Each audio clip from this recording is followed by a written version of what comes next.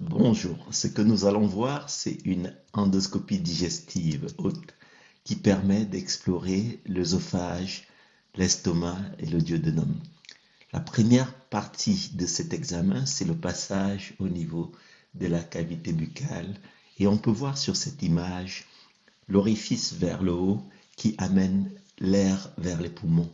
Donc c'est cet orifice qui nous permet de voir au loin les cordes vocales. Donc, dans le cadre de l'examen, on va aller chercher un passage qui est en dessous, juste en arrière. On peut voir l'endoscope qui va progresser tout le long de ce passage. Et on progresse tout le long de l'œsophage, la muqueuse rosée, comme on le voit, toute belle, avec des petits vaisseaux sur la paroi, ce qu'on appelle une muqueuse œsophagienne normale. L'endoscope va progresser et ensuite on arrive dans un endroit qui est hyper important pour ce qu'on appelle le reflux gastro-œsophagien, c'est le cardia. Là, on voit qu'on est entré dans l'estomac, on reconnaît tout de suite un long tube de l'estomac qui est un peu plus large que l'œsophage, avec des plis.